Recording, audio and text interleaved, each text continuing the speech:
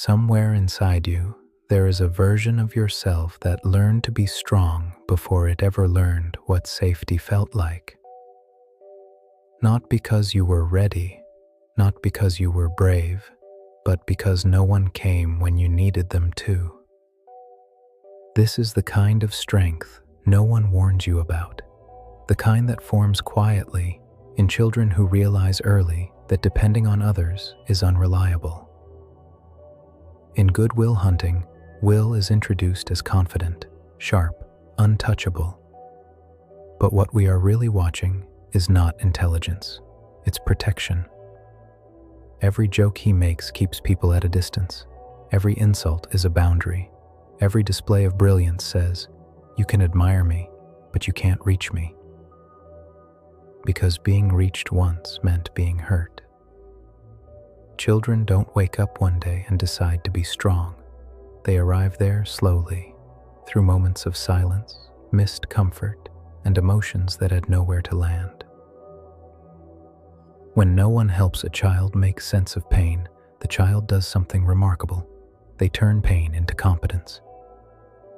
They become capable, independent, self-sufficient, and the world applauds them for it. But what the world calls strength, the nervous system calls survival. Will didn't grow up fast because he wanted to succeed. He grew up fast because softness was unsafe. So he learned, he adapted, he built a mind sharp enough to stay ahead of pain. And maybe you did too. Maybe you learned early that being useful was safer than being needy. That being impressive was safer than being honest. That being strong was safer than being seen. There is a moment in the film when Will is faced with connection, real connection, and instead of moving closer, he pulls away. Not because he doesn't want love, but because love requires vulnerability, and vulnerability reminds the body of a time when it was left unprotected. This is what growing up too early looks like. It looks like confidence with a locked door behind it. It looks like independence that feels heavy instead of freeing. It looks like strength that never gets to rest. Some children grow up learning how to solve problems. Others grow up learning how to survive emotions. Will survived by becoming untouchable, and the tragedy is, no one questioned it because it looked like success. If you were praised for being mature for your age, for being low maintenance, for handling things on your own, this part of the story may feel uncomfortably familiar. Because strength built in childhood often hides a quiet truth. You didn't become strong. You became alone.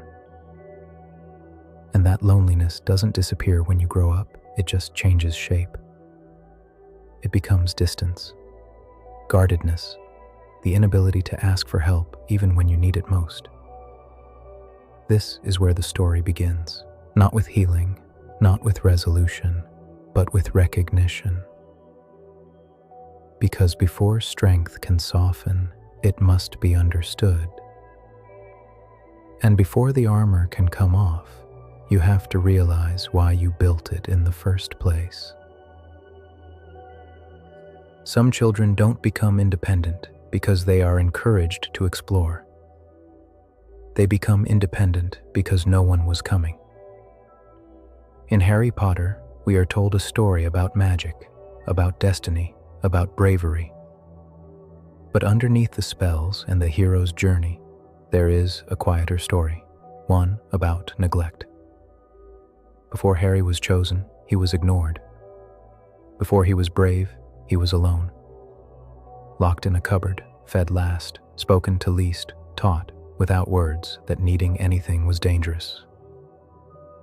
Children in environments like this don't develop trust. They develop self-reliance. Not the healthy kind, the kind that says, "I will handle this myself because no one else will." When danger arrives in Harry's life, he doesn't freeze, he doesn't hesitate. Because chaos feels familiar. Fear doesn't surprise him, It confirms what he already knows, that the world is unstable and safety is temporary. So he moves forward, alone, again and again. The world calls this courage. But courage learned in childhood is often just fear with nowhere else to go. Harry doesn't ask for help easily. He minimizes danger. He carries responsibility that never belonged to him. And everyone around him accepts it, because he seems capable. This is how children who grow up unsupported get misunderstood. Their coping mechanisms are mistaken for character traits. Independence becomes identity. Silence becomes maturity. Endurance becomes worth. But inside, there is a child who never learned what it feels like to be consistently protected. So they don't rest easily. They don't rely easily. They don't soften easily. They are always ready for the next problem, the next loss, the next moment where they will have to be strong all over again. If you grew up learning how to take care of yourself before you learned how to be taken care of, this part of the story may feel familiar. Maybe you were praised for being easy, for not asking much, for figuring things out on your own. But what no one noticed was the cost. Because children who learn independence too early often grow into adults who feel guilty for needing support. Adults who feel weak for wanting rest. Adults who don't know how to let someone stay without testing whether they will leave. Harry's story isn't just about bravery. It's about a child who learned to survive without reassurance. And survival, when it begins too early, has a way of shaping everything that comes after. This kind of strength doesn't feel powerful. It feels exhausting. Because being strong all the time means never feeling safe enough to stop. And the child who learned that lesson is still inside you, waiting for a moment when they don't have to be ready anymore. Some children grow up too early because they are left alone. Others grow up too early because they believe they caused the damage. In The Lion King, Simba doesn't just lose his father. He loses the right to be innocent. Loss arrives suddenly, and before grief has time to land, something heavier replaces it: blame. When a child experiences tragedy without explanation, their mind searches for meaning. And when no meaning is given, the child gives themselves one. It must have been me. This is how guilt is born, not from truth, but from confusion inside a heart that needed guidance and received silence instead. Simba runs away, not because he is weak, but because staying would require carrying a weight no child can survive intact. So he leaves, and with distance, he mistakes avoidance for healing. Many children do this. They learn that escape feels like relief. They leave situations, they leave emotions, they leave parts of themselves behind just to keep breathing. Growing up too early sometimes looks like responsibility that was never yours to hold. Being the strong one, being the mature one, being the one who doesn't fall apart when everything else does. But strength like this comes at a cost. Because children who blame themselves don't stop blaming themselves when they grow up. They apologize too much. They take responsibility for other people's emotions. They feel uneasy when things go well, as if peace must be temporary. They live with a quiet belief they never consciously chose.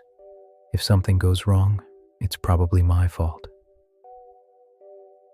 Simba grows older, but the guilt stays the same size. Because guilt that forms in childhood doesn't respond to logic, it responds to compassion, something he never learned to give himself. There is a moment when Simba is asked to return. to face the place he ran from, to look at the past without turning away. And that moment is terrifying, not because of danger, but because it threatens the story he told himself in order to survive. Many adults live here. They are capable, functional, even successful. But inside there is a child still carrying guilt that never belonged to them. And until that guilt is questioned, it quietly shapes every decision, every relationship, every moment of self-doubt. This is what The Lion King is really about. Not destiny, not bravery, but the moment a child mistakes survival for responsibility. And the long journey back, not to power, but to innocence. Some children don't grow up learning how to be brave. They grow up learning how to wait. In Interstellar, Murph is not abandoned loudly. There is no cruelty, no shouting, no violence. There is something quieter, absence with a reason. Her father leaves to save the world, and the world applauds the sacrifice. But no one stays to explain to a child why love sometimes leaves without asking permission. Children don't understand missions, they understand distance. They understand waiting at the door, waiting for footsteps that don't come back. So Murph waits. She waits with anger. She waits with hope. She waits with a love that has nowhere to land. And slowly, waiting becomes discipline. Hope becomes restraint. Emotion becomes something to be controlled, because feeling too much hurts too deeply. This is another way children grow up too early. Not by becoming strong, but by becoming contained. They learn not to cry easily, not to hope loudly, not to ask twice. Because disappointment, when repeated, teaches the heart to close its doors gently, so no one notices the sound. Murph grows into intelligence, into competence, into emotional control. But control is not peace. It is patience sharpened by loss. Many adults carry this same lesson. They look calm, grounded, rational. But inside, there is a child who learned that loving deeply meant waiting endlessly. So they manage expectations. They lower hope. They prepare for absence before it happens. They call this maturity. But it is grief that never finished speaking. Time passes differently for children who are left waiting. Years stretch, moments freeze. The body grows older while the heart stays in the same unfinished moment. In Interstellar, time separates father and daughter so completely that love has to travel through dimensions just to be felt again. And when they finally meet, there is no dramatic reunion. There is understanding. Too late, but real. This is the quiet truth the film leaves us with. Some children don't need answers, they need acknowledgement. They need someone to say, "I see how long you waited." And maybe that someone was never coming from the outside. Maybe it was always meant to be you. Because growing up too early doesn't end when childhood ends. It ends when the waiting finally does. When you stop holding space for people who never returned. When you stop measuring love by absence. When you allow yourself to feel fully without preparing for loss first. This is not forgetting the past. It is releasing yourself from the job of carrying time that was never yours to hold. And as the weight loosens, something gentle happens.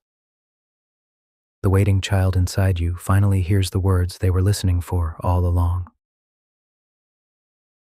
I'm here now. You don't have to wait anymore. And in that moment, quiet, uncelebrated, certain, the strength you learned too early can finally rest.